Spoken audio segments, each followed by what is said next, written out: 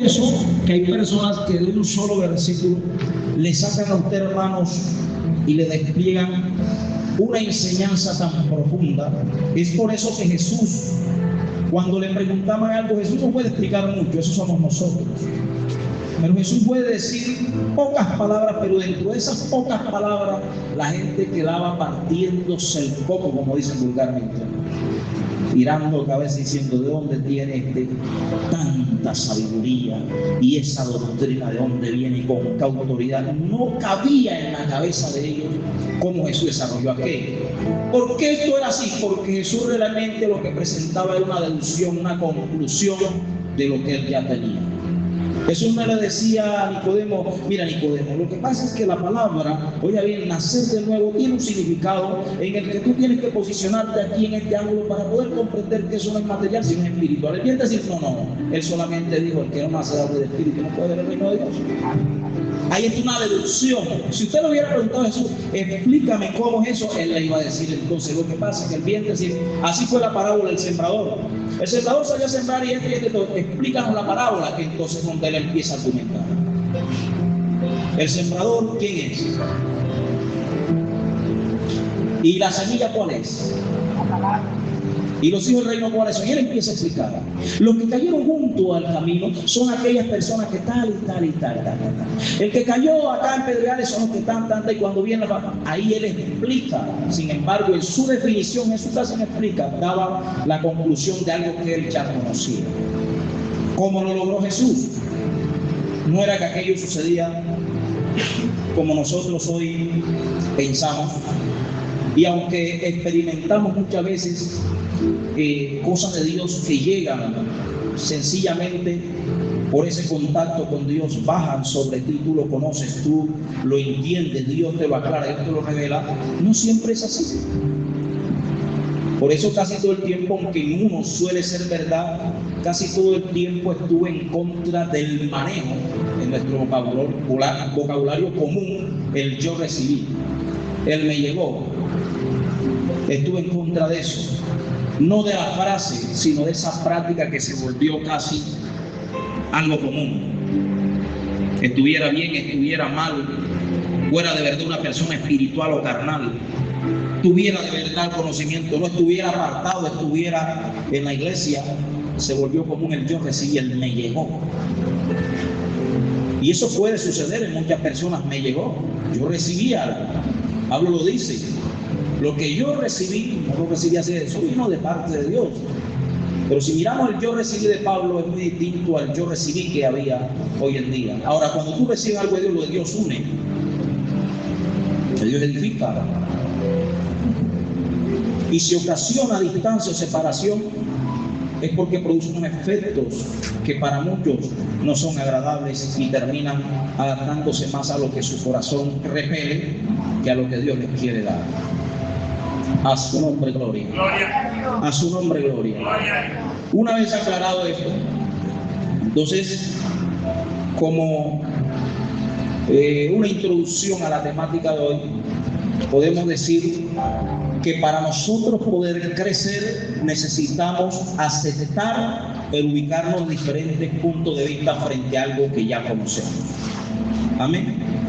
El no hacer eso fue lo que nunca le permitió a los religiosos de esa época entender lo que Jesús les quería hacer. No puede ser. ¿Y qué hijo de Dios? No. Pero las señales lo acompañaban. No podía nadie hacer eso si Dios, así lo dijeron en una ocasión, mi hermano, es que nadie puede hacer las cosas que él hace si no está Dios con él. Los sucesos lo testifican. Lo que sucede aprueba que es hijo de Dios, pero ellos seguían, pero no. Porque tenían una teoría. Una teoría que decía: Jehová nuestro Dios, uno es. No puede Dios tener un hijo, ¿cómo? Pero las pruebas estaban allí. Eso le pasa hoy a muchos pueblos cristianos. Hermano, pero ¿cómo Dios va a escuchar a esa persona, hermano? Y están viendo que la persona clamó y Dios respondió. No, yo eso no lo acepto. El problema suyo si no lo acepto, pero Dios lo hizo. Hermano, ¿cómo que Dios bajó, hermano, sobre esa persona? Vea, le cuento algo, cuando estoy en pecado estoy mejor que él. ¿Cómo va Dios a bajar? No sé, pero tú lo viste. Ahora, puedes decirme que no fue Dios. O sea, si fue Dios, pero ¿cómo va a ser? Entonces, ¿por qué peleas con Dios? Más bien, si tú te bajaras de esa efervescencia que te cae cuando hay algo que no te agrada, respirar profundo y que la espuma espiritual bajara, mi hermano, y le pones la mente en pausa, la pones en pausa, que no piense nada, y le das a abrir, que se abra un poquito y que Dios trabaje. Tú entenderías, yo entendería muchas cosas. Entendería por qué, oiga bien, entendería por qué un pueblo en los tiempos de Moisés que estaba fuera del campamento estaba profetizando allá afuera. ¿Y usted sabe qué quería decir cuando parte del pueblo, cuando ellos estaban fuera del campamento? ¿Usted sabe quiénes andaban fuera del campamento? ¿Quién me puede ayudar con esto? A ver. ¿Quiénes estaban fuera del campamento? Yo sé que aquí hay gente que sabe. Si usted busca quiénes eran colocados o echados o se iban voluntariamente fuera del campamento, eran los leprosos, los inmundos, mayormente. Y a Moisés le viene a decir: oye, Moisés, allá afuera del campamento hay gente que está profetizando, impídelos. Y dice Moisés: ojalá todo el pueblo, a veces todo el pueblo no está mirando condiciones, está mirando miembros. Ojalá todo el pueblo profetizara. Alguien que sabe que Dios no habita en medio del mal, alguien que sabe, aleluya, que Dios le tuvo que decir a él: usted sube a hablar conmigo, usted solito, el pueblo para que no muera. Alguien que sabe que Dios no habita donde hay pecado y está diciendo: ojalá todo el pueblo profetizara. Porque Moisés sabía distinguir entre lo que era oficial de ministrar a Dios en el altar y lo que era visitar a Dios a alguien que necesitara de su ayuda. No toda manifestación es con propósito administrativo hacia la iglesia. Hay manifestaciones donde Dios va sencillamente a decir a una persona: con mi presencia hoy en tu vida, te recuerdo que tengo misericordia de ti, así que arrepiéntete y devuélvete de tu mal camino. Lo que pasa es que hay personas que cuando reciben la presencia de Dios, en vez de entender el mensaje, si Dios está hallando a mi vida, estando yo en la condición que estoy, porque cada uno conoce en qué condición se encuentra, es porque Él tiene misericordia de mí. Entonces la gente se olvida de su condición y lo que piensa es que Dios le está hablando para que darle el mensaje a otro y sale a imponer manos cuando Dios no le ha mandado a eso. Pero si entendiéramos el lenguaje de Dios, y todo se distorsiona. El que recibe la presencia de Dios, en vez de humillarse porque está mal, entonces sale poniéndole manos al que está bien. El que está bien, en vez de conectarse con Dios para decirle: Señor, ¿qué está pasando aquí, Señor? Entonces lo primero es que abre los ojos y dice: a mí no me va a poner las manos, no me va a ministrar ninguno que está peor que yo. No, Señor. Y se distorsiona todo el plan de Dios. Empieza la carne a fluir, y lo que está mal lo ministra, y lo que está bueno se queda siendo ministrado por los demás. El enemigo entorpece las manos. Y eso es la muestra de que por no tener una claridad sobre lo que sucede, dejamos que aquello que ocurre nos vaya colocando en la simple posición de personas que ignoramos el plan de Dios. Hoy yo quiero presentarle algunas cosas por hecho este preámbulo, digámoslo así, porque quiero que escuches cosas de las que no quiero que te confundas. El día miércoles aquí vimos algunas cosas.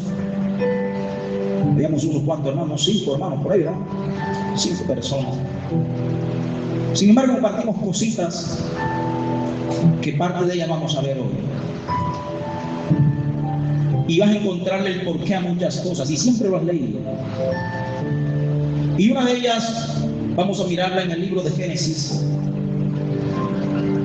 capítulo 6.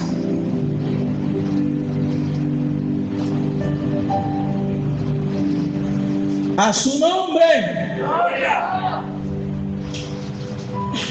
A su nombre. Hoy vamos a ver lo que es el poder del conocimiento. Sea bueno o sea malo.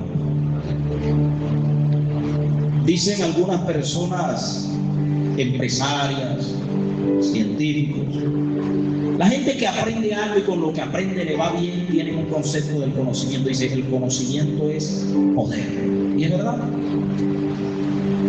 Aleluya. Hay gente que hereda dinero. El dinero también es un poder. Hay gente que lo hereda y se hace rico porque tiene una herencia. Hay gente que se levantan, hermanos, sin un centavo en el bolsillo. Lo que heredan son deudas. Un buen nombre sobre una mala reputación. ¿Y qué te dejó tu papá? Bueno, a mí me dejó una gallina y tenía hasta moquillo. Fue lo que me dejó. Pero esa persona tiene algo en su mente. Un poder que muchos no consideran como poder. Y dice, bueno, fíjate lo que me tocó, el vecino heredó 500 hectáreas de tierra.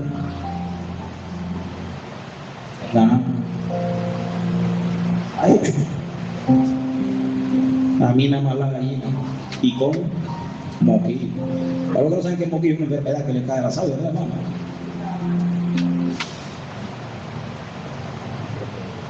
Resulta que cuando yo estaba donde mi abuelita, yo veía que se enfermaba la gallina, ella preparaba una cosa con café, gas y yo no sé qué otra cosa.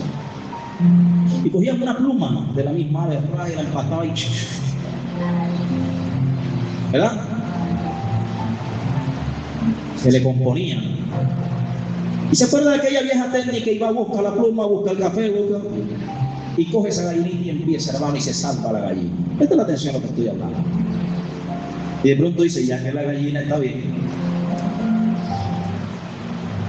Lo único que me tocó fue un cuarterón de tierra, la cuarta parte de una hectárea. Voy a sembrar allí y consigo unas semillas de millo. Y es un grano, algo así como el maíz, más pequeño. Y pone a las aves, ¿verdad?, en buena forma y productivas. Y entonces siembra un poquito en su pequeña tierra. Y cuando nace empieza a criar esa gallina, resulta que esa gallina la deja en vez de comerse los huevitos porque anda con hambre, empieza a dejar. Y esa gallina pare. Primer parto, 15 pollos. Y de pronto empieza a pensar y dice, pues esos 15 pollos yo voy a dejarlo que crezca. Y del crecimiento salen 10 hembras y 5 machos. Y cuando crecen dice, voy a coger a los 5 machos que hay, 4, y los voy a cambiar cada uno por 2 hembras. Quiere decir que si cambio 5 machos, vienen siendo 10 hembras y se las sumo a las otras hembras. Y cuando viene el hombre se va, hermano. Oye lo que estoy hablando, porque es real. Cuando ya aquello empieza a producir y a producir, aquello se dice, ahora voy a cambiar, no me alcanza para comprar una res, pero voy a comprar un cerdito pequeño, sí me alcanza. Y allí va, hermano, y compra el cerdito. A los 2 años tiene una cría de cerdo y ahora se voy a vender unos cuantos cerdos y voy a comprar una ternera. Y empieza, hermano, y la ternera viene y crece y empieza a cuidar.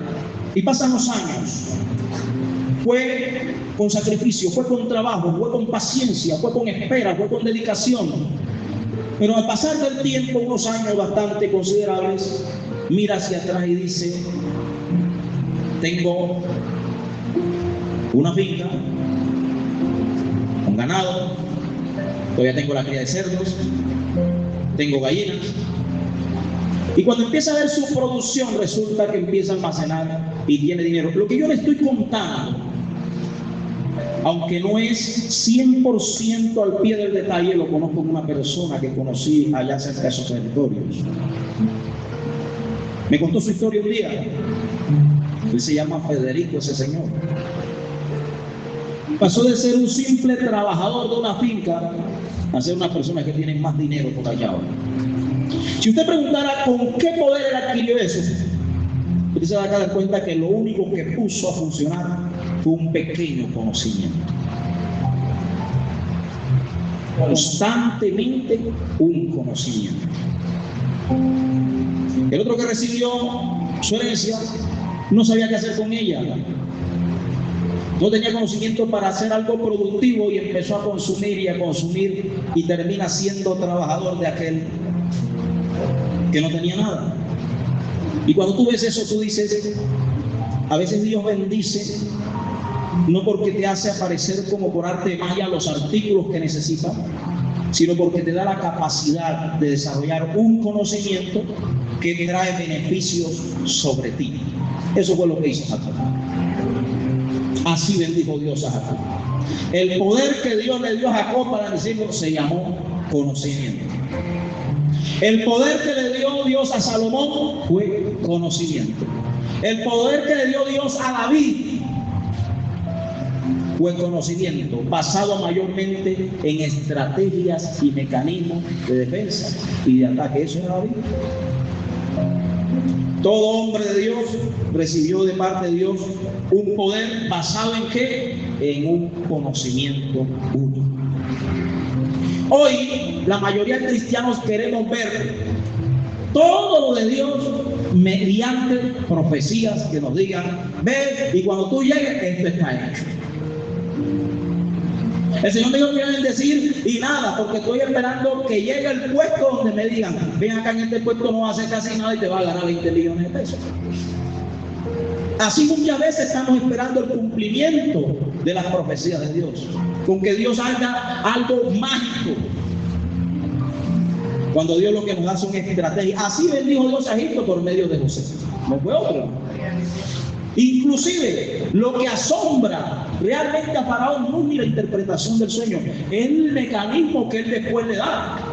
Porque él le refiere el sueño y el Faraón queda, ¿qué hacemos ahora? Y él dice, haga esto Faraón, tome la tierra y divídala así, y haga esto y ponga así esto y en estos 5 años almacene todo para que cuando él oye eso dice, ¿dónde encontraremos otro hombre? Y de inmediato lo nombró como el administrador de aquello. El conocimiento que manejaba lo hizo que lo colocara en una posición donde ahora podía no solamente recibir beneficios, sino ayudar a toda una nación y a toda la tierra a recibir un beneficio que venía realmente de dónde? De parte de Dios. Entonces, Génesis 6. Gloria a su nombre. Dice de la siguiente manera. Aleluya. Aconteció que cuando comenzaron los hombres a multiplicarse sobre la faz de la tierra, y les nacieron hijas, que viendo los hijos de Dios que las hijas de los hombres eran hermosas, tomaron para sí mujeres, escogiendo entre todas. Y dijo Jehová, no contenderá mi espíritu con el hombre para siempre, porque ciertamente él es carne, mas serán sus días 120 años. ¿Qué había en la tierra en esa época? En aquellos días, y también después que se llegaron los hijos de Dios a las hijas de los hombres y les engendraron hijos, estos fueron los valientes que desde la antigüedad fueron varones de renombre. Y vio Jehová que la maldad de los hombres era mucha en la tierra, y que todo designio de los pensamientos del corazón de ellos era de continuo solamente ¿qué? El mal. Y se arrepintió Jehová de haber hecho hombre en la tierra y le dolió en su corazón. Y dijo Jehová, raeré de sobre la faz de la tierra a los hombres que he creado, desde el hombre hasta la bestia y hasta el reptil y las aves del cielo, pues me arrepiento de haberlos hecho. Pero Noé, ¿qué pasó con Noé? ¿Qué pasó con Noé, hermanos? Halló gracia ante los ojos de Jehová. Este pasaje lo hemos leído quién sabe cuántas veces, hermano, ¿verdad? Pero yo quiero saber si tú te has hecho esta pregunta que te voy a hacer. ¿En algún momento tú has visto que Dios se arrepintió de haber hecho los animales?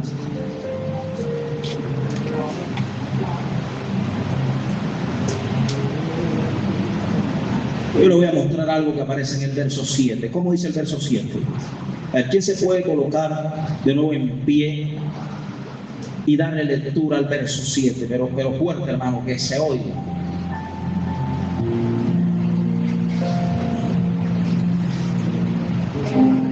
Y dijo Jehová,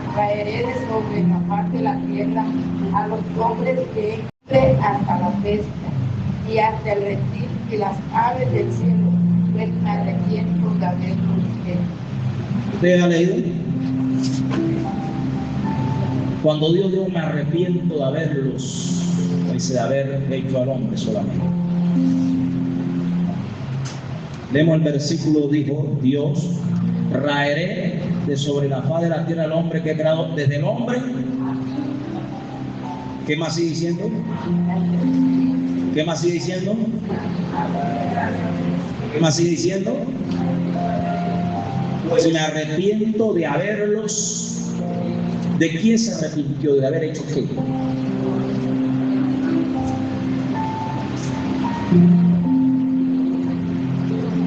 Si usted lee allí, usted se da cuenta que la sentencia de Dios recae no solamente sobre el hombre, y que el arrepentimiento de Dios referente a, pues, al lamentar haber creado, encierra tanto al hombre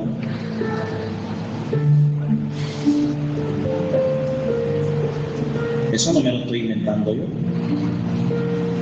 Ahora no sé si la Biblia mía, espérese, revise bien la Biblia suya, ve qué dice, hermano. La mía dice así. Y dijo Jehová, raeré de sobre la faz de la tierra a los hombres que he creado. Miren, raeré, voy a quitar al hombre. Pero miren lo que dice, desde el hombre y hasta y las aves, pues me arrepiento de haberlos hecho. Ahora, si la sentencia no hubiera sido sobre ellos, de alguna manera hubiera hecho Dios que hubiera dejado a los animales mendigos. Pero fíjese que así como Dios seleccionó a Noé y dijo, de toda esta generación solamente Noé halló gracia, y por medio de esa gracia Dios salva a su familia, así como de tu casa, nada más tú y los tuyos, de los animales también me escoges dos nada más. De cada especie va a tomar macho y hembra. Hay algunas exclusiones allí en el número por las especies, pero de eso no vamos a hablar ahora. Hablemos de la parte simple de eso.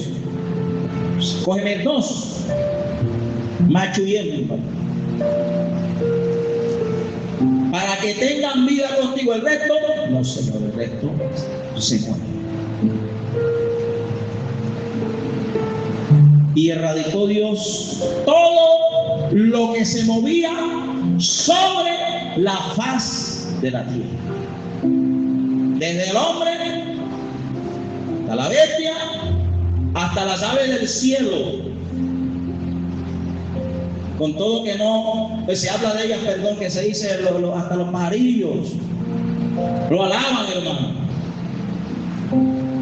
¿Por qué razón decidió Dios acabar con toda especie que había sobre la faz de la tierra? Es lo primero que empezamos aclarando hoy. No sé si usted lo había visto. Nosotros hablamos de que Dios se arrepintió de haber hecho el hombre, y no es mentira. Pero aquí usted está leyendo el mismo pasaje y estamos encontrando algo distinto. Ahora, ¿cuál es la razón por la que Dios tomó esa decisión? Allí mismo está. Seguimos en ese capítulo del verso 9 en adelante. Dice, estas son las generaciones de Noé. Noé, varón justo, era perfecto en sus generaciones. Así dice la Biblia suya. ¿Era perfecto en qué? Usted sabe lo que significa eso, ser perfecto, no en su generación, en sus generaciones. Más adelantico voy a preguntar a ver si de pronto usted alcanza a asimilar lo que quiero dar a entenderle. Pero, ¿qué es una generación? Yo quiero que usted se empiece a preguntar eso en este día. ¿Qué es una generación? ¿Qué se define como generación?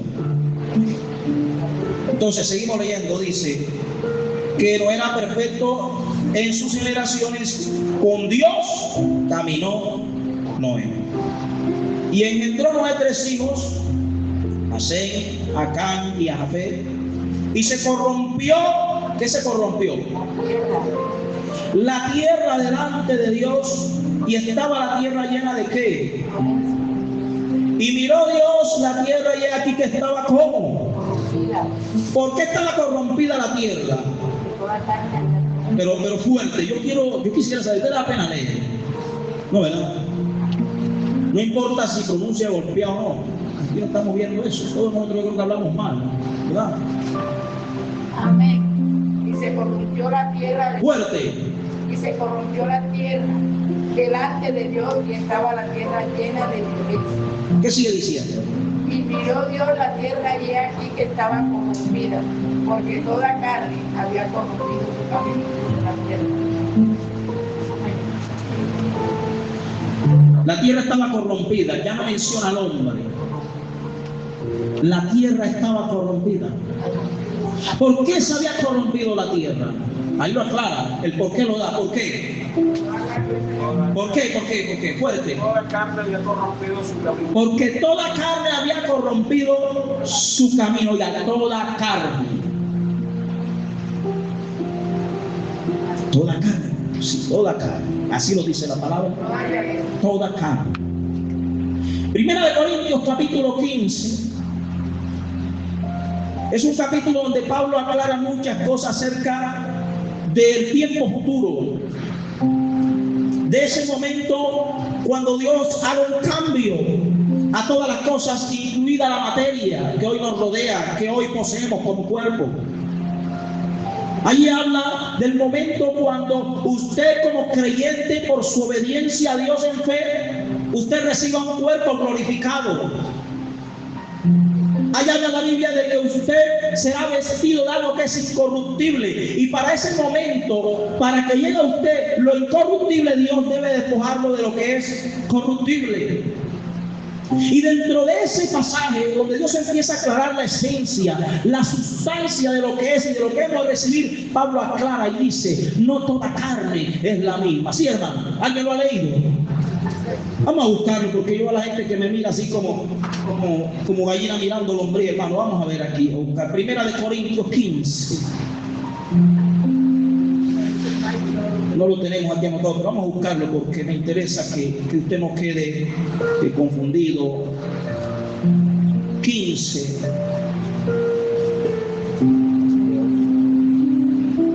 $15:39, ¿verdad, mi hermano? Primera de Corintios 15:39.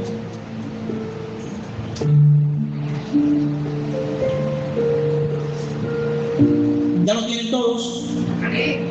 Los que puedan colaborar, las visitas que puedan leer, que deseen leer, les agradezco, mis amados.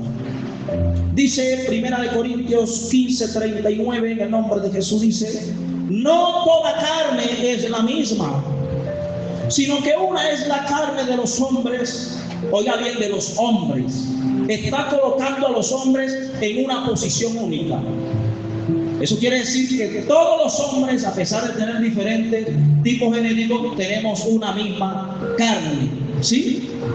Sí, hermano. La sustancia con la que es creado todo hombre, sea blanco, negro, bonito, maluco, gordo, flaco, pipón, como quiera, es una misma carne. Pero fíjese lo que dice. Una es la carne de los hombres, otra la carne de las bestias, otra la de los peces y otra la de las aves.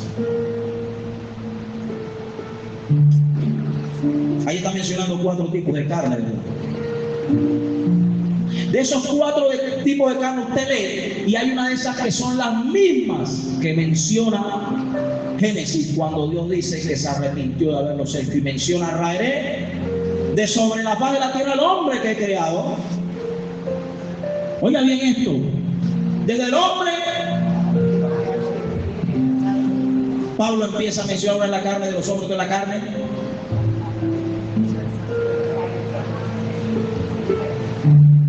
Y Dios sigue diciendo, me arrepiento de haberlo hecho, ¿verdad? La heredé desde el hombre hasta la bestia. ¿Hasta qué más? Hasta el reptil. ¿Hasta qué más? Hasta las aves de los cielos. El único que Dios dijo que no iba a destruir, no mencionó, fue lo que había en el agua. Y tiene sentido porque él dijo, yo raeré todo lo que se mueve sobre la faz de la tierra, todo lo que es terrestre. Si usted menciona las carnes que menciona Pablo fuera de los peces, todas pertenecen del suelo hacia arriba, que no son las mismas. Pero aunque no son las mismas, en la época de Noé aparece algo en común que altera la ira de Dios, que es que toda carne había corrompido su camino. Tampoco había visto eso en la Biblia, ¿verdad? Pero viene una pregunta más todavía. Del hombre se entiende, porque el hombre tiene un raciocinio que no tienen los animales. Tiene un alma y un corazón en la que puede razonar, distinguir, discernir, juzgar, amar, sentir. Capacidad que no tienen los animales. Del hombre se entiende que lo llenó la codicia,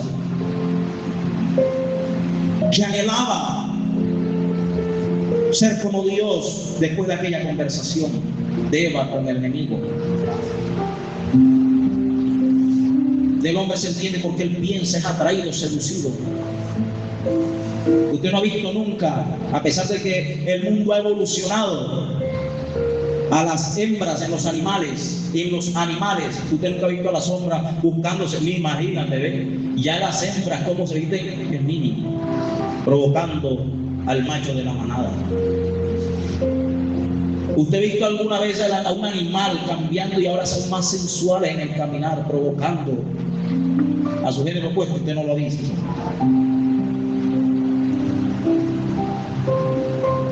Eso lo tienen los seres humanos. La vanidad, todo esto recae sobre los seres humanos. No hay en la Biblia doctrina que le sea a los animales, y no busquen la vanagloria del mundo a los animales, no, todo eso le dado es al hombre, porque el hombre es quien tiene esa tendencia, los animales no. Sin embargo, la Biblia dice que toda carne había corrompido su Señor. Entonces viene la pregunta, ¿cómo los animales? Ya saben cuál es la pregunta, ¿verdad? ¿De qué forma los animales corrompieron sus familias? Las aves entran en la lista. ¿De qué forma las aves corrompieron sus familias? ¿De qué forma los reptiles corrompieron sus familias? ¿Por qué llevaron de esa sentencia? ¿Por qué Dios encendió en ira contra todos ellos? A ver, tenemos un minuto. Lo que usted piensa, hermano, porque aquí nadie me va a decir te equivocaste, ¿no? Lo que usted piensa es por qué. ¿Qué piensa usted por qué? ¿Qué pasó allí? Hermano, una de las maneras puede ser cuando dice que el hombre se echaba con las bestias también. Otra es que los hombres que morían en la guerra, las aves se comían la carne de los hombres. Todas estas cosas pueden llevar a contaminar a los animales. Vamos por allí, pero entonces resulta que la época de la que estamos hablando es una época muy antes de lo que eran las guerras, porque fue la primera era hasta Noé. De la que hay desde Adán hasta Noé cerca de 15 siglos, y es bastante. Uno mira la historia de Adán hasta Noé como si fuera, como si hubieran pasado de 30, 40 años, 10 décadas. Pero desde Adán hasta Noé hay aproximadamente 15 siglos. Por las generaciones. Si usted busca las generaciones, y que a las generaciones en la antigüedad, oiga bien, no duraban 100 años, 80 años, como hoy dura una generación 70 años, sino que estamos hablando de generaciones que duraban cerca de un milenio. Entonces, esas pocas generaciones que existieron, hubieron casi cerca de 15 siglos de trascendencia en tiempo, lógicamente. Y en esos cerca de 1500 años, dice la Biblia que la maldad del hombre fue tan grande que subió a la presencia de Dios. Mira lo que voy a mencionar. La Biblia, usted no ha visto que diga que Dios venía luchando con el hombre por la corrupción. Pero hay un verso clave que lo leímos, pasamos por ahí así corriendo, que dice: no contenderá mi espíritu con el hombre para siempre. Quiere decir que Dios trae una disputa con el hombre ya. La que Dios decide: ya no puedo seguir en esta contienda con ellos. Ya se me colmó, bueno, como dice uno vulgarmente, ya hermano, hasta aquí. Dios se hastió, no tolero más lo que está ocurriendo debajo. ¿Qué sería lo que era tan grave que Dios decide exterminar todo lo que hay sobre la tierra? Es una muestra de que Dios tiene un límite, que las cosas subieron en un nivel que fue intolerable para Dios. Y yo decía el miércoles a los hermanos que estaban aquí, yo decía: yo estoy casi seguro hoy, con esto que estamos leyendo, usted lo está viendo en la Biblia, que a pesar de que decimos que este mundo está feo, hermano, entonces está grave la corrupción, yo estoy casi seguro que todavía hasta el día de hoy no hemos llegado a los límites que llegó el tiempo de Noé.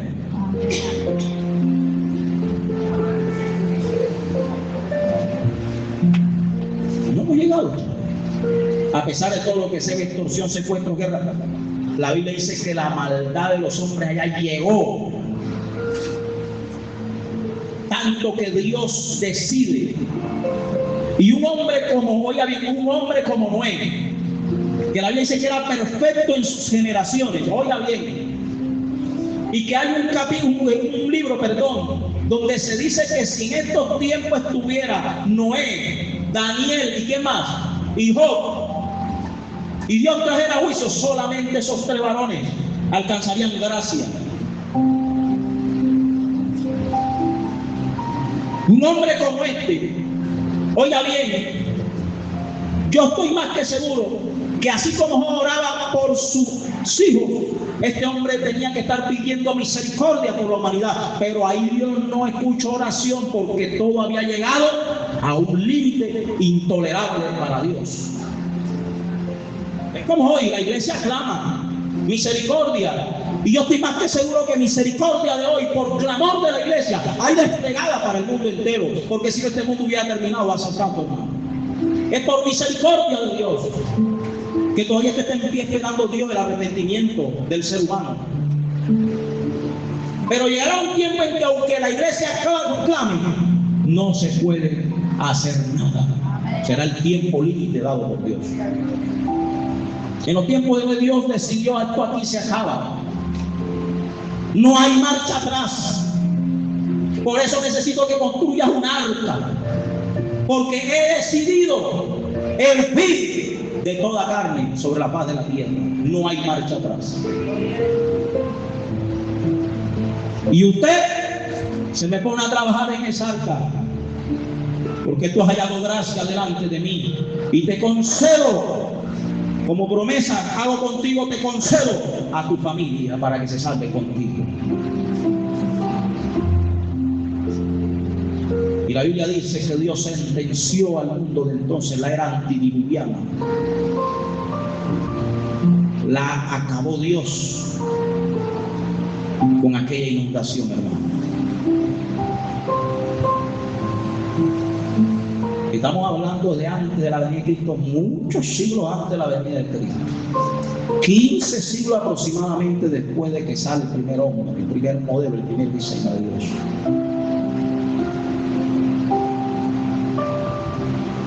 Y entonces tomamos lo que dice el hermano en estos momentos. Hay corrupciones que son involuntarias, que son sin intención, pero es corrompimiento.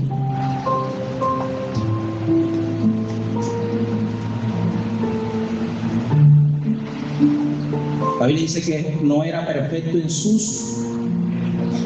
Ahora volvemos a la pregunta para poder desarrollar esto.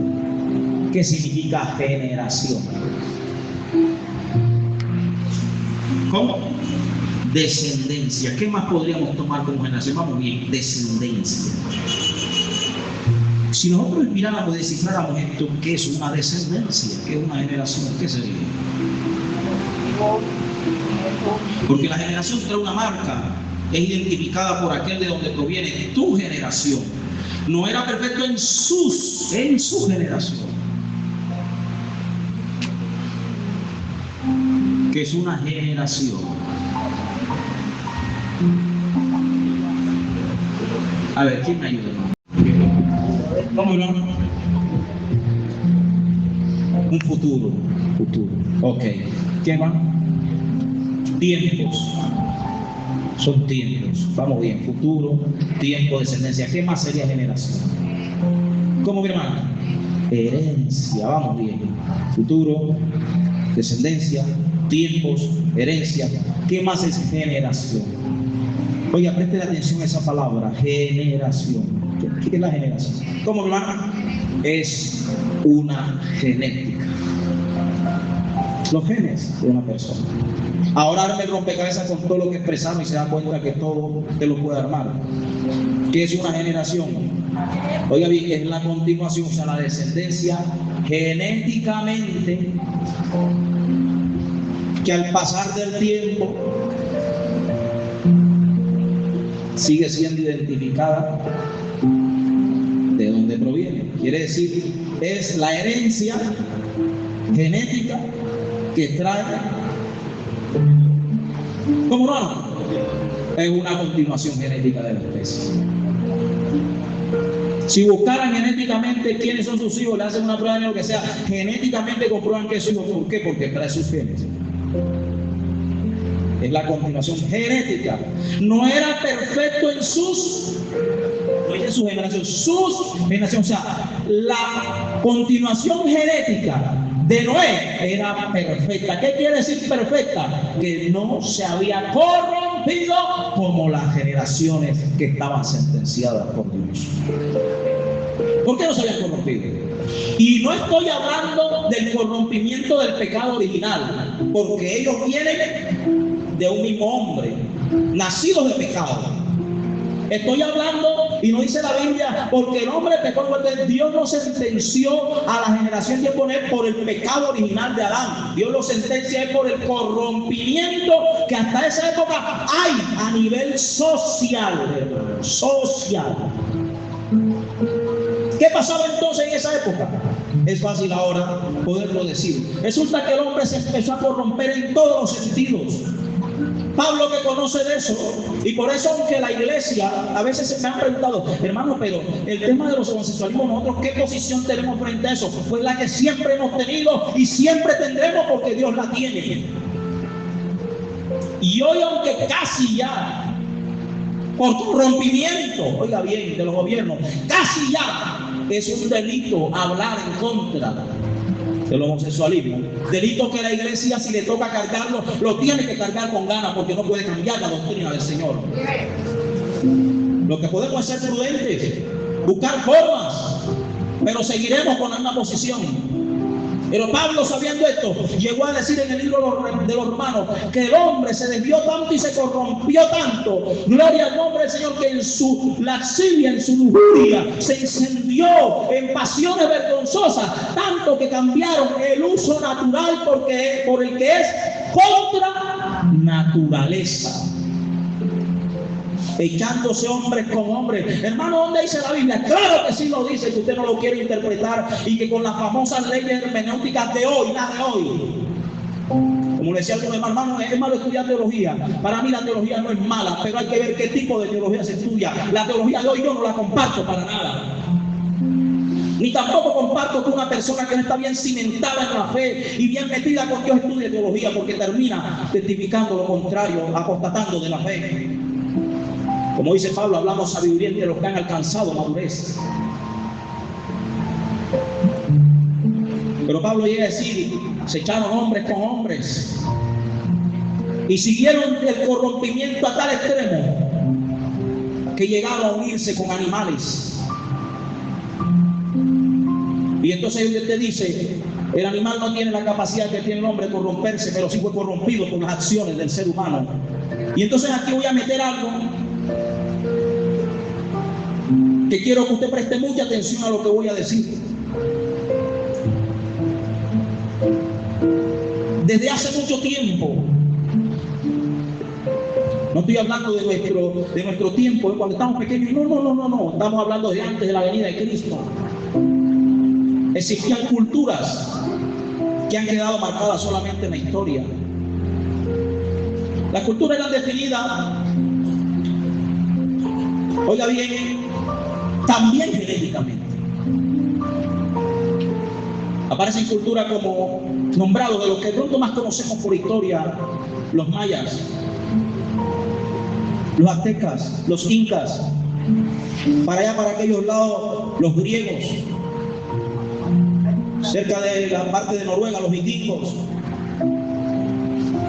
los asiáticos. Pero todas esas culturas tienen algo en común. Oiga bien lo que estoy hablando. Yo quiero que usted preste mucha atención, porque no quiero que salga diciendo cosas que yo no dije.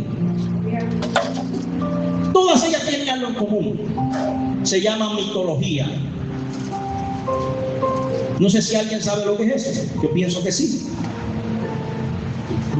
Si usted busca, cada cultura tenía una mitología. Creían en seres. Sí, mi hermano. Creían en seres. Pero llama la atención que la mayoría de culturas, siempre en su fe hacia algunos seres, los seres siempre eran, lo voy a llamar así, científicamente así, cuando hay una mezcla entre una cosa y otra y produce un solo ser, algo así, se llama híbrido.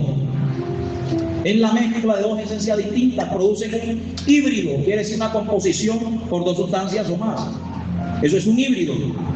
La mayoría de culturas, su fe siempre era puesta en seres híbridos. De allí usted escucha que en la mitología egipcia adoraban a un dios llamado Anubis, que era un hombre con la cara de un perro, un lobo, algo así. Si usted busca a los griegos, adoraban a hombres que tenían alas.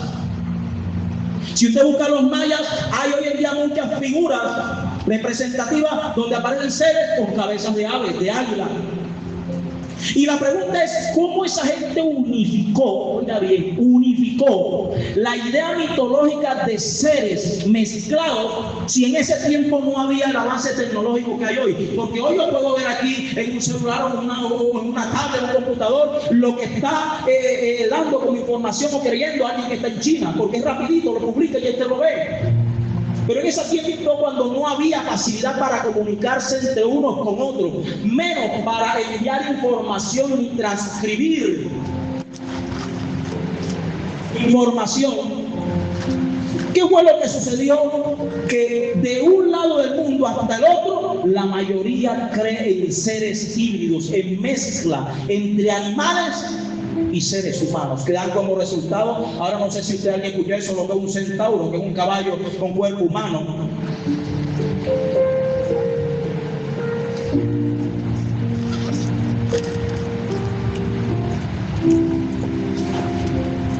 ¿De dónde nació eso? No estoy hablando en particular de una de estas culturas, estoy hablando de dónde nació esa mitología común.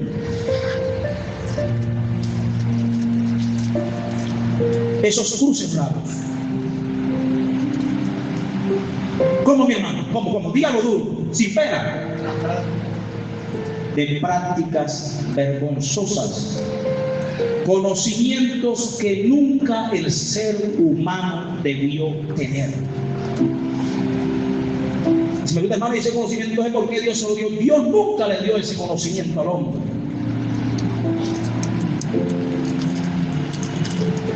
¿Usted cree que cualquier persona, por muy inteligente que sea, puede descubrir solamente así como así la facultad de poder profundizarse en el ocultismo y abrir puertas espirituales que nadie puede abrir, hermano? Invocar demonios y hacer que estos demonios hagan un trabajo que ellos lo envían a hacerlo por simple facultad, porque descubrieron eso. Eso no fue así. Hermano, ¿usted cómo prueba que no fue así? Fácil. No hay hombre que pueda desarrollar conocimientos espirituales porque su naturaleza no se lo permite. No puede un hombre natural percibir las cosas que son del Espíritu. Y dentro de esto voy a incluir no solamente el Espíritu de Dios. A nosotros nos es dada esa frase, el Espíritu de Dios, sobre lo que ejercemos nosotros, porque Dios no nos va a condenar a darnos conocimiento para alejarnos de Él y hacer cosas que a Él le desagradan. Pero cuando menciona que el hombre natural no percibe las cosas que son del Espíritu, en teoría general, no solamente está hablando del Espíritu de Dios. Está hablando de toda clase de conocimiento, de espíritus, tanto buenos como espíritus malos. Y si usted quiere comprobar esto, pues sencillo, lea Génesis, lo que pasó en el huerto de Edén. El día que Dios puso al hombre en el huerto de Edén, le dijo algo y usted lo sabe. ¿Qué le dijo? De todo árbol. A ver, ¿cómo dice? No sé si lo buscamos, pero demoramos más tiempo así. De todo árbol que está en el huerto, tú puedes comer. Pero del árbol que está en medio del huerto, tú no comerás. Porque el día que de él comieras, ciertamente morirás. Algunos me decían, hermano, el árbol de la ciencia tiene que ser Cristo. No puede ser Cristo, no es Cristo. Porque Cristo no trae muerte. Y lo que produce ese árbol, si tú lo comes, Adán, es que el día que te lo comas, te mueres. Entonces Cristo no estaba ahí, sí estaba. El árbol que representa a Cristo no es el de la ciencia ni el mal. Él está representado por un árbol que estaba allí, del que Dios dice, ya que el hombre pecó, vamos a sacarlo de aquí. No sea que extienda su mano y la largue y tome ¿de qué? ¿De qué? Del árbol de la vida y coma y sea así como nosotros, viva para siempre. Ese árbol que Dios no permitió que tomara, ese, si usted me dice, no es Cristo, ese es Cristo, porque Cristo es el árbol de la vida. Hermano, entonces, ¿quién es el árbol de la ciencia del bien y del mal? ¿Quién piensa usted? Cuando Eva llegó donde estaba ese árbol, ¿a quién encontró? ¿Con quién habló? ¿Cuál era el ente que conocía la esencia de ese árbol? ¿Quién, hermano? ¿Quién era? Una serpiente. Y le dice, eso es mentira. Lo que pasa es que el día que tú comas de ese árbol, se van a abrir tus ojos conociendo el bien y el mal. Quiere decir que ese árbol poseía dos esencias divinas. El árbol es un ente que tenía dos composiciones. Conoce lo bueno, pero también conocía lo malo. El único ser capaz de haber conocido lo que era divino y luego conocer todo lo que es oculto fue uno solo. Fue el que fue arrojado de allá arriba. Ese sí conocía lo de allá, porque él fue en esencia de allá. Y también conocía todo lo oculto de aquí, porque en eso se convirtió, dice la palabra.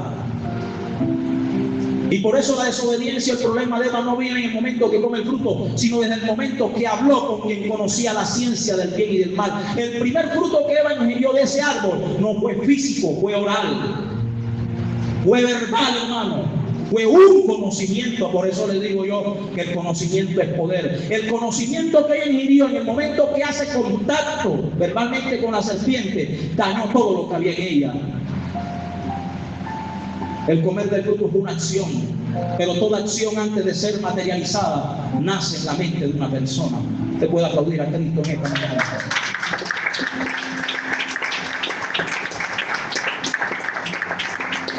Y cuando ella comienza a abrir sus ojos, ¿qué conoce ahora? El bien y el mal. Oiga bien, la Biblia dice el árbol de lo bueno y lo malo. ¿El árbol de qué? No, así no dice. ¿Cómo, hermano? De la ciencia del bien. ¿Sabe usted lo que es ciencia? ¿Cómo, mi hermano? Cuéntale, hermano. Conocimiento. Quiere decir que el hombre y la mujer el día que comieron de ese árbol, ¿qué comieron? Conocimiento. De ahí nace el conocimiento de los hombres de Dios en cuanto a Dios, empieza a desarrollarse y ahí empieza el desarrollo de un conocimiento que, si usted se da cuenta, no era natural del hombre. El hombre estaba exonerado de recibir ese conocimiento. No sé. El día que lo comió, de ahí empieza el hombre a adquirir conocimientos, ciencias que el hombre nunca debió conocer. Prácticas raras, cambios, evoluciones genéticas. Hermano, pero ¿quién le enseñó eso a los hombres?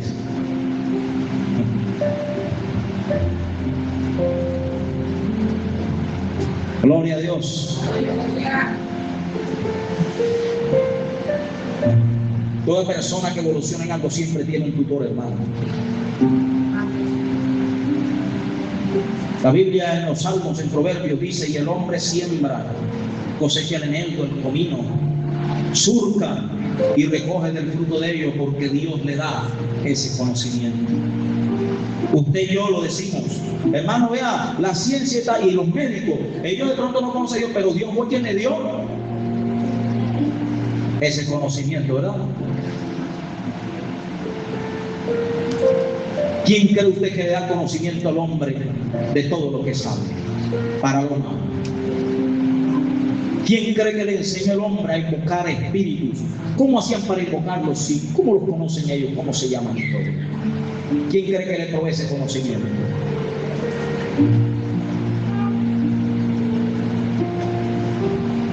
¿Alguien está escuchando? Hasta este momento hay preguntas, hermano, ¿no lo hay? Si no la hay, seguimos avanzando. Ya estamos terminando. Esto lo vamos a dejar en una primera etapa. No lo vamos a dejar mucho sin una claridad de la primera etapa, pero tampoco vamos a finalizar todo el tema porque nos toma tiempo.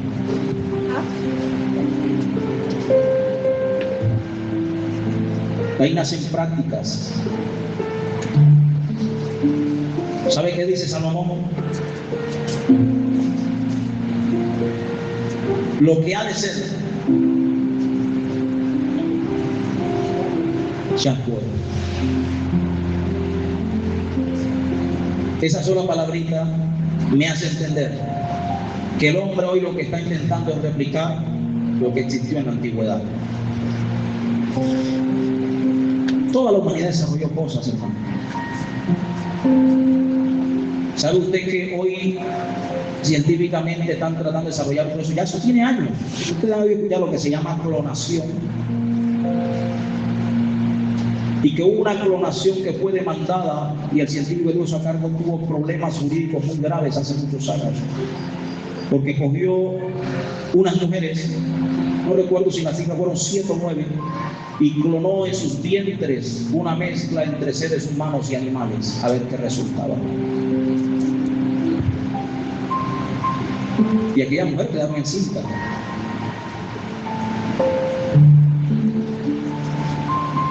Pero resulta que en la antigüedad, Pablo dice que el hombre intentaba la práctica en mezclarse con animales.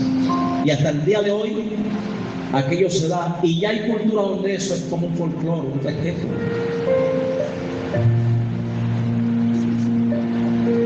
Pero muchas cosas como esas aberraciones, cosas vergonzosas, fue lo que hizo estallar la ira de Dios en un diluvio que acabó con la humanidad en esa época, excepto Noé y su familia. Por eso hoy cuando veo, hermanos, es más, si alguien quiere investigarlo puede hacerlo, no hay ningún problema. Hoy hay personas que están detrás de una modificación corporal. Yo no sé si ustedes han visto sobre eso, que se hacen implantes, se hienden la lengua, se la parten para tener lengua como de serpiente, con un tinte no sé de qué tipo, de qué especie. Se convierten todos sus ojos negros, la parte blanca la inyectan y los hacen negros, con tatuajes y muchas cirugías y alteraciones. Oiga bien, producen la piel como escamas, buscando parecerse más a lo que quieren ser. Se hacen implantes bajo la piel para tener cuernos, para tener protuberancias, para tener volumen, para tener efectos parecidos a los de un animal.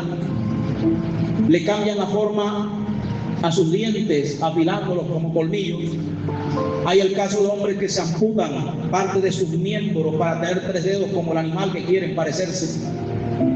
Se quitan las orejas. No sé si alguien ha visto eso, de eso hay un programa, porque esa cultura está cogiendo fuerza. Si aparte de eso miramos, aparte de momificación o modificación o alteración, como usted quiera llamarlo, aparece una nueva cultura que es la más absurda que yo veo hoy día. ¿Cómo es que se llama, hermano? Losteria. Gente que se cree animal. Y ya hay casos de personas con ese síndrome, ese problema, que la ciencia hoy lo quiere reconocer y proteger, porque hay que respetar la diversidad, que es la cosa más absurda que hay, porque eso es un trastorno mental producido por el diablo. Un día le decía a la iglesia, si alguien le dijera a la ciencia, yo me creo Superman y se va a tirar de la torre, lo mandan para el psiquiatra de inmediato. ¿Y sabe qué le dice el psiquiatra? Usted tiene un problema de autopercepción, porque usted no es Superman. Pero a ellos no les dicen, usted tiene un problema de autopercepción porque usted no es un animal. A ellos los quieren proteger porque quieren que el hombre termine mezclando lo que Dios prohibió que se mezclara desde el principio. Mi alma alaba la gloria de Dios. Mi alma alaba la gloria de Dios. Y culturas vienen desde tiempos antiguos. No de lo que... Y ya no solamente prácticas sexuales, sino los rituales, donde el hombre adoraba a las bestias, imágenes de animales, sacrificando a sus hijos, sacrificando familias, derramando sangre sobre los holocaustos. Aleluya. Aleluya. ¿Cree usted que el homosexualismo es de hoy, hermano? ¿Cree usted que la prostitución es de ahora? Si usted investigara el alto índice de prostitución que había en Sodoma y en Gomorra, que fue otra de las ciudades que hizo estallar la ira de Dios, ¿qué clase de prácticas, de aberraciones había en estas ciudades que Dios no le dijo, ven allá y arrepiéntete, así como le dijo a Nínive? Sino que decidió Dios el fin. Aquí no hay oportunidad que la gente se arrepienta. Esto está tan malo que no aguanto. Me da asco aquello. Yo necesito que aquello se acabe. Y no solamente que se muera, que quede reducido a ceniza. Gloria a su nombre, porque la corrupción es grande. ¿Qué clase de aberración habría en esas ciudades en esa época? Y yo le aseguro que si esto estuviera a esos niveles, Dios ya hubiera decidido el fin de la humanidad. Pero hay un Dios bonito, hermoso, bello, que os alabamos hoy. Que a pesar de que esto está malo, sigue diciendo aguanta un poco. Y ángeles ya listos diciendo cuándo es el momento, danos la orden. Y un pueblo alma de santos que le pregunta hasta cuándo vendrá la sangre de nosotros. Y él sigue diciendo aguanta un poquito, porque todavía hace falta gente. Esto está malo, esto está corrompido, pero todavía hay gente saliendo de allí. Hay gente buscando santidad. Hay gente en medio de todo esto luchando con mucho esfuerzo, buscando pureza, y por ello yo estoy aguantando un poco. Mi alma alaba la gloria de Dios. Mi alma alaba la gloria de Dios. Y por eso hoy le digo a la iglesia, el hermano es bastante flexible con las cosas que pasan. No es que sea flexible, hermano. Es que yo no creo que yo con miedo y presión voy a transformar la vida de nadie. Yo le predico a la gente la verdad, pero me gusta dejar que la gente misma tome la decisión si se convierte a Cristo o no. Y estoy hablando de los creyentes. Es decisión suya si usted decide de verdad consagrar su alma y aborrecer lo malo para vivir para Dios o no. Mi alma alaba la gloria de Dios. Mi alma alaba la gloria de Dios.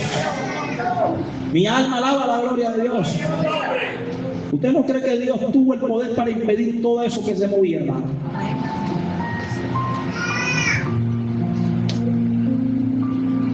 Dios tiene poder para cambiar el estado, ya bien, el estado. De muerte a vida en un abrir y cerrar de ojos. ¿Verdad? De enfermedad a sanidad en un abrir y cerrar de ojos. De cautividad a libertad en un abrir y cerrar de ojos. ¿Usted cree que Dios no podía cambiar el estado mental de la persona por el pecado y la mente quedar así? Y ya mirar con mirar de santidad y de amor. Dios no podía hacer eso, sí podía hacerlo. ¿Por qué no lo hizo Dios? ¿Quién me ayuda? ¿Por qué no lo hace Dios? Mi hermano, vamos, dígalo fuerte. Porque hay una norma que Dios estableció. Si Dios a última hora ejecuta la acción por ti, ¿cuál es el libre albedrío que tú tienes entonces? No tendrías libre albedrío. Pero Dios te dio algo que se llama libre albedrío, es la capacidad de decidir. Tienes que tener claro que la decisión que tomes genera consecuencias. pero la decisión es de nosotros. Por eso Dios no interviene en nuestras decisiones así. Él lo que hace es que nos anuncia: oye, no lo haga, a tiempo llega, profetiza, muestra sueños, revelaciones. Y Él no lo haga, pero la decisión es suya y mía. Y el hombre en esa época decidió ir de continuo el mal, llevando la indignación de Dios a límites en los que Dios no pudo reversar, hermano, la sentencia que había destinado para la razón. Pero viene y borra todo aquello. Borró todo, hermano. Digámoslo así, hace Dios un reinicio. Está bien. Una nueva vida. Una nueva era. Escogí lo mejor.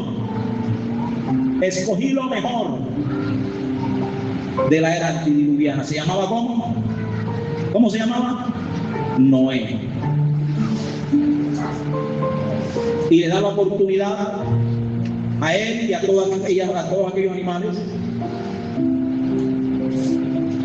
Y vuelve Dios y empieza a repoblar la tierra con una descendencia que está, oiga bien, en temas de acciones está limpia. Sí, mi hermano. En temas de acciones, de modo de vida, está limpia. Pero surge un problema. ¿Cuál es? Que vuelve y retoña el mal. Hasta nuestros días. Y mire, en el reinicio, vuelve el hombre a ligarse a lo que no debe ligarse. Vuelven las prácticas. No se acabó la hechicería. No se acabó la brujería, no se acabó la inmoralidad, vuelve todo y retoña. ¿Por qué retoñó? A ver, ¿por qué retoñó? ¿Cómo, mi hermana? Por la genética pecaminosa que trae. Porque a pesar de que no se corrompieron en temas de acciones, vienen de un cuerpo que su origen es de allá, del Edén. Un cuerpo como pecaminoso, y vuelve y retoma. Y entonces vuelve Dios y dice: un reinicio no va a funcionar ya. Otro reinicio lo que va a hacer es que va a darle un poquito de tiempo así, pero eso va a volver a retoñar, porque hay un mal genéticamente, está pegado, adherido aquí. Por eso el plan de Dios de ahora es diferente. Por eso dice Dios: aquí les tengo que cambiar el lugar de la morada. Les tengo que cambiar esto. Y por eso desde ahora, para poder combatir esto, ¿alguien está oyendo aquí? Hermano, yo le pido al Señor, y esos deseos que a veces me hacen cosas que no, y no me los he podido quitar. El problema tuyo realmente ahora mismo no está aquí, está aquí.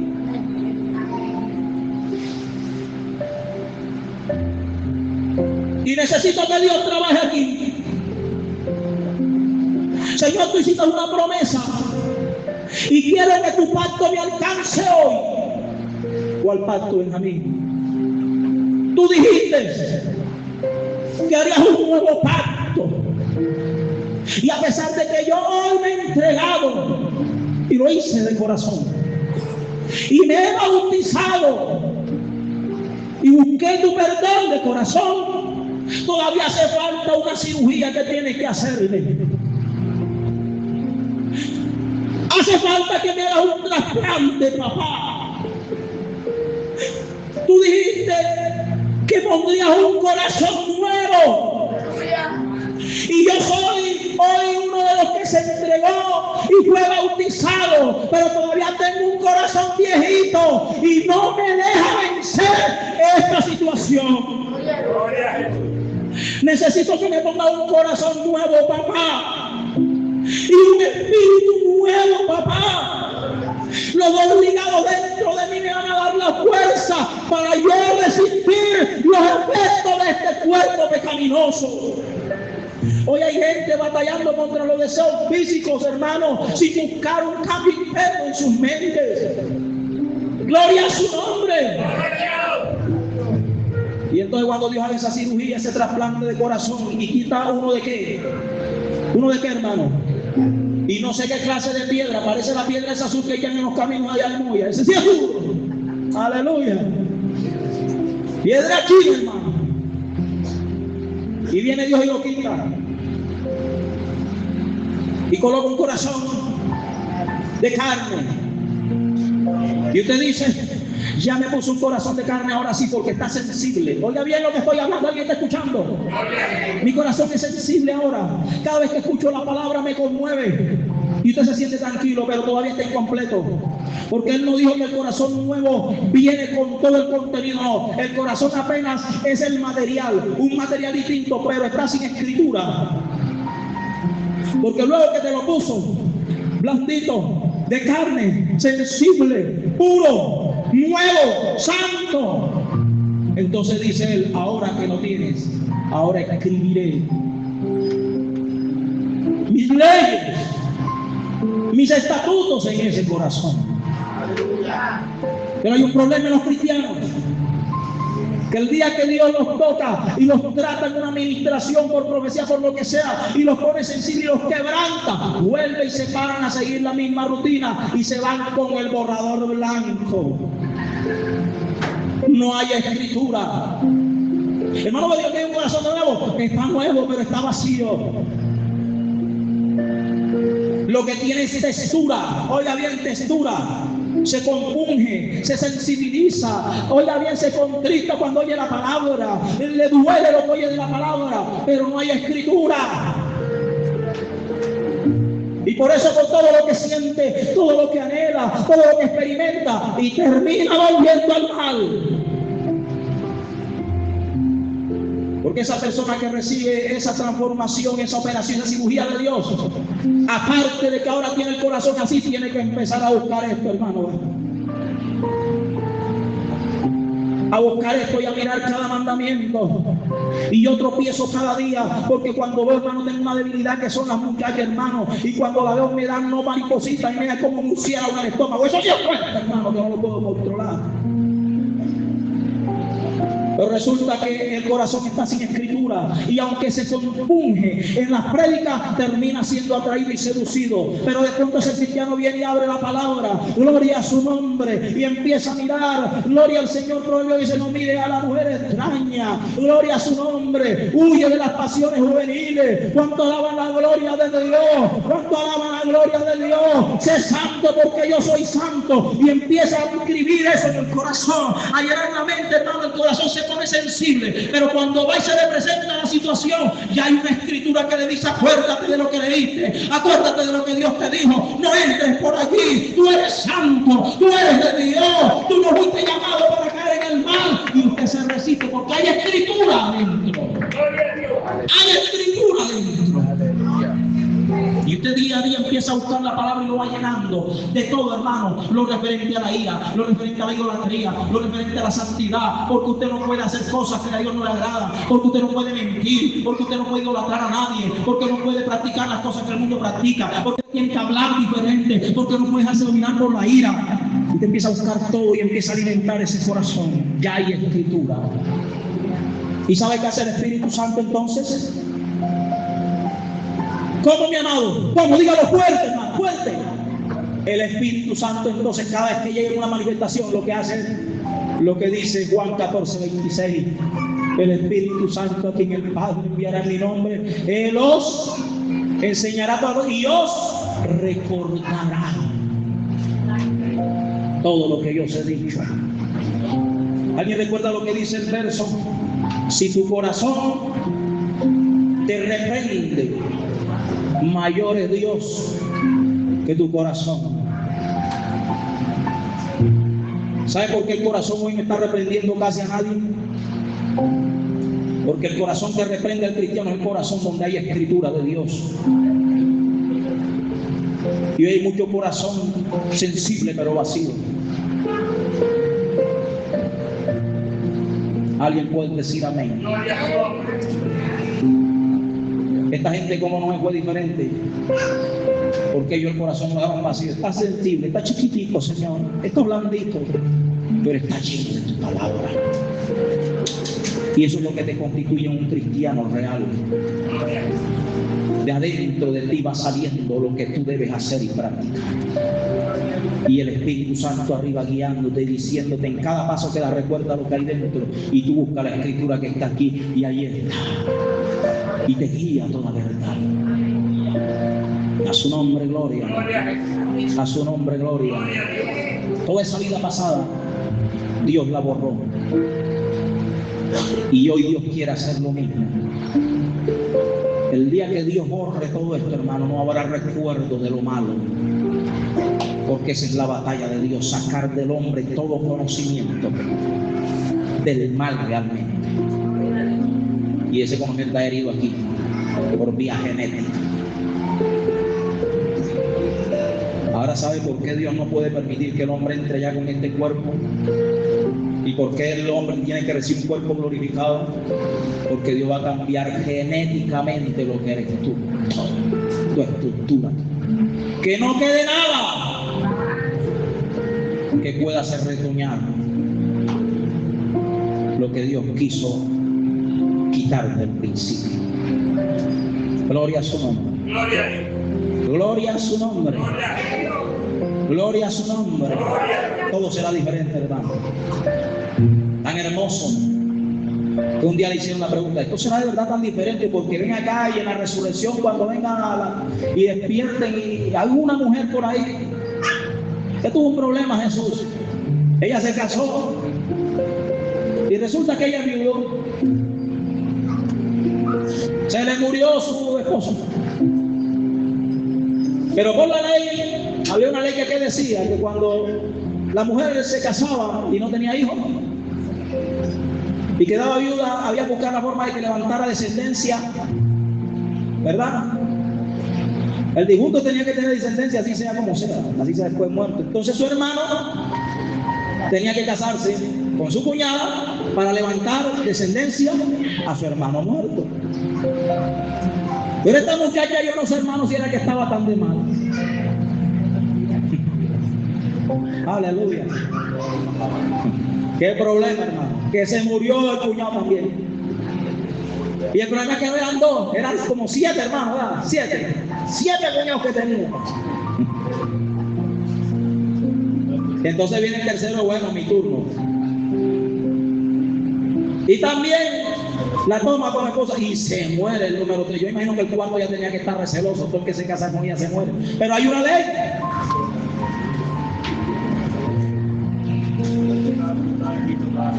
No sé si estaba asustado, hermano, pero que se murió el primero y el segundo y es la que queda viva. Esta cosa está grave aquí, pero le toca, porque esa era la ley. Y la tomó, hermano, por mujer, y se muere el cuarto. El quinto, el turno del quinto, y se casa con el quinto, y se muere el quinto, hermano. Y así, ¿cuántos pasaron por ella, hermano? 7. Y el séptimo, imagino que también se murió.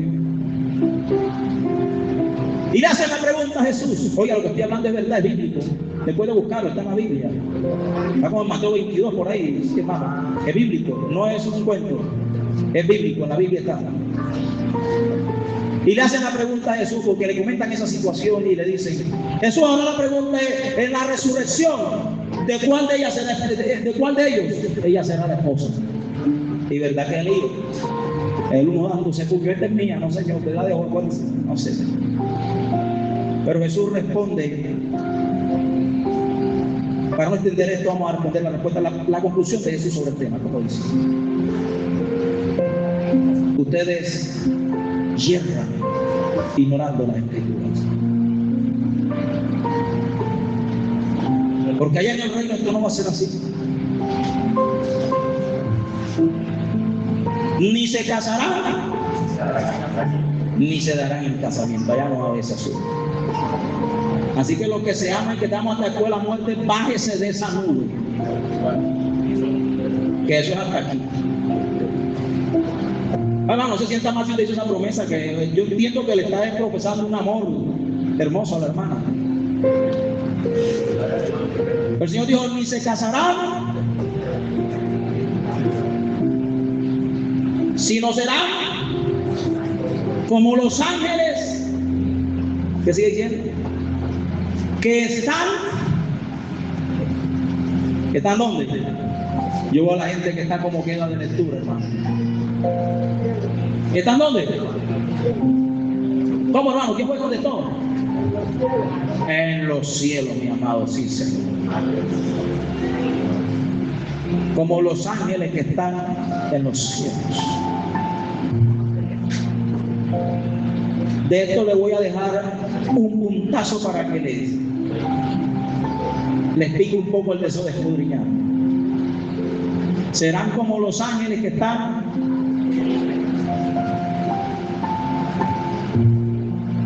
Oiga bien, que está hablando de ángeles que están en los cielos. Eso quiere decir, ¿cómo dijo? Que hay ángeles fuera de ese territorio, oiga bien, cuyas funciones, inclusive genéticas, son diferentes. Jesús aclaró, no se van a, serán como pero los que están allá en los cielos. Ellos ni se casan ni se dan en casamiento. Ellos. Dejó claro que la palabra ángel no representa servidores de Dios.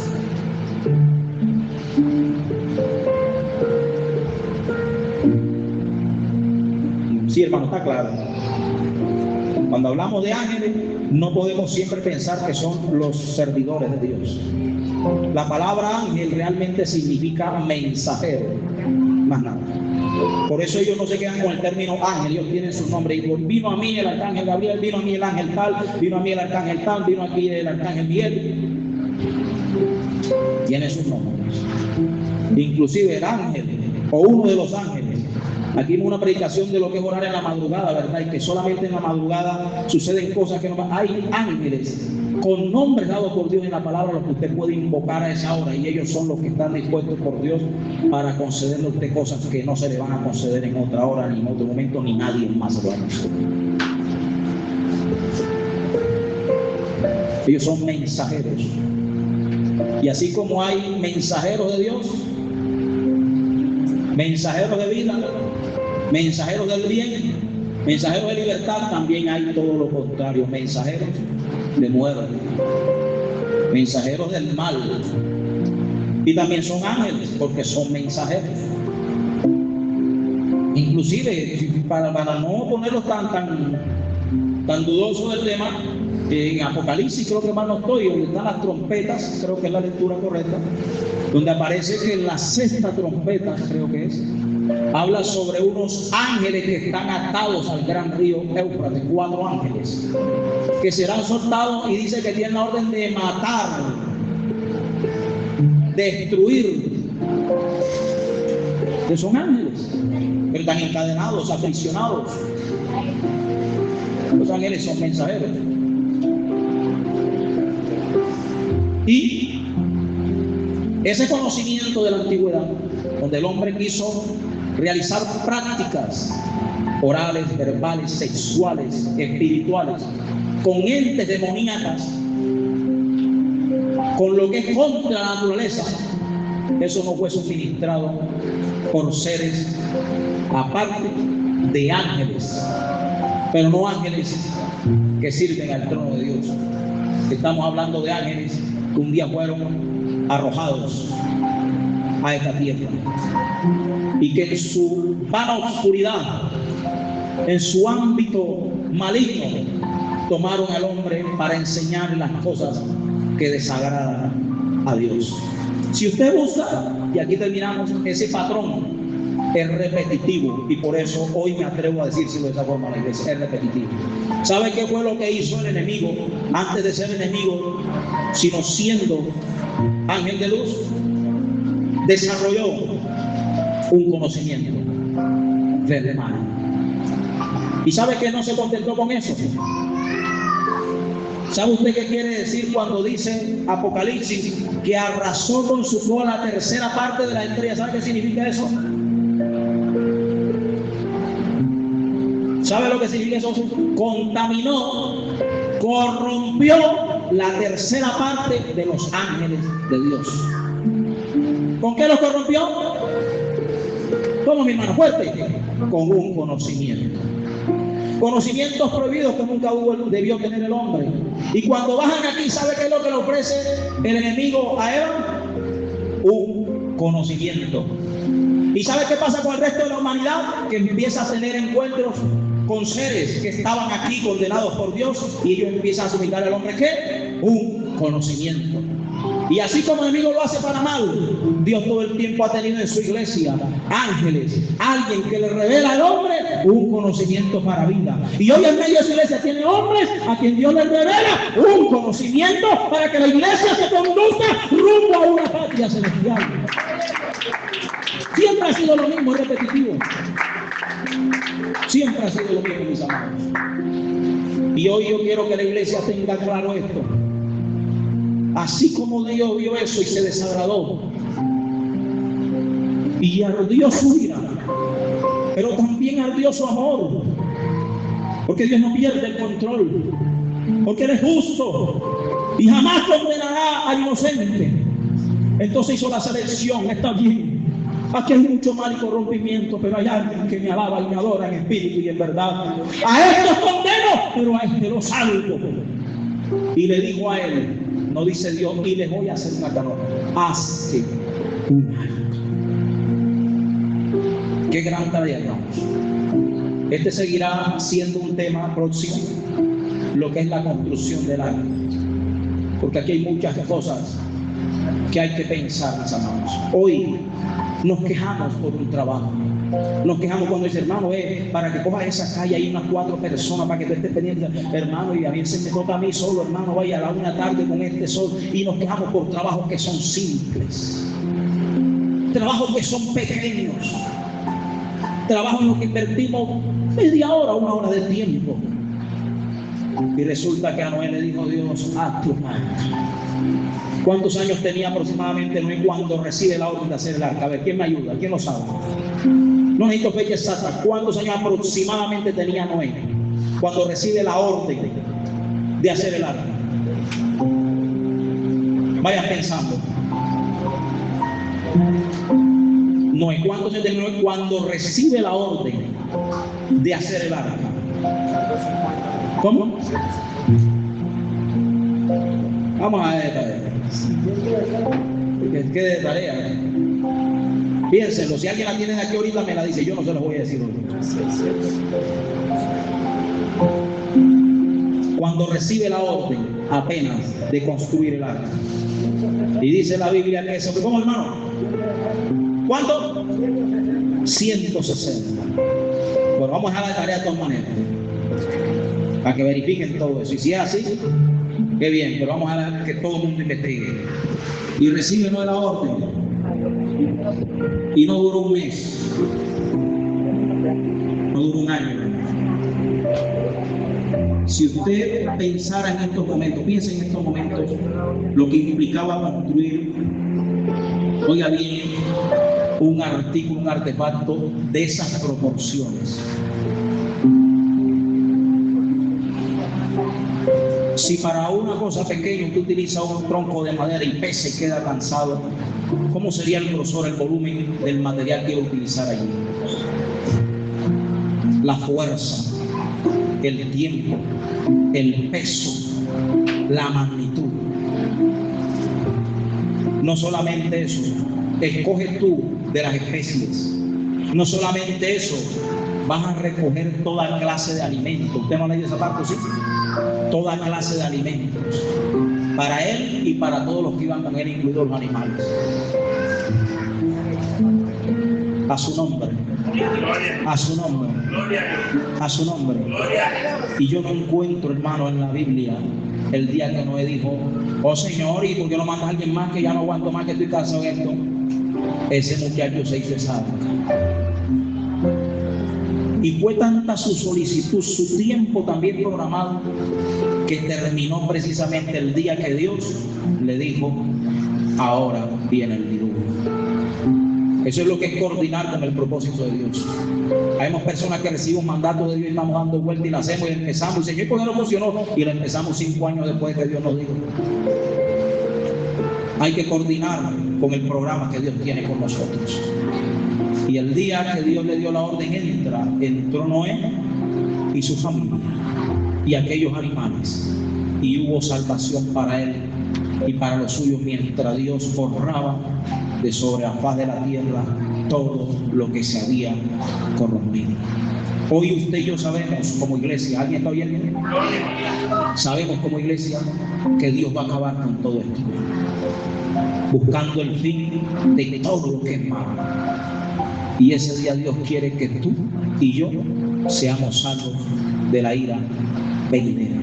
Por lo tanto, es un deber de nosotros hoy, con mucha seriedad, con mucha responsabilidad y mucha disciplina, construir un arca donde podamos salvarnos. ¿Y esa arca cómo se llama? ¿Usted va a construir a Jesucristo? Vamos a construir a Jesucristo. El arca es Cristo, ¿verdad? Pero nosotros tenemos que construir un arca. ¿Cuál es la arca que hay que construir? A ver. Se llama la iglesia. La casa de Dios. ¿Cuántos años tenía? 600 años. Gloria a Dios.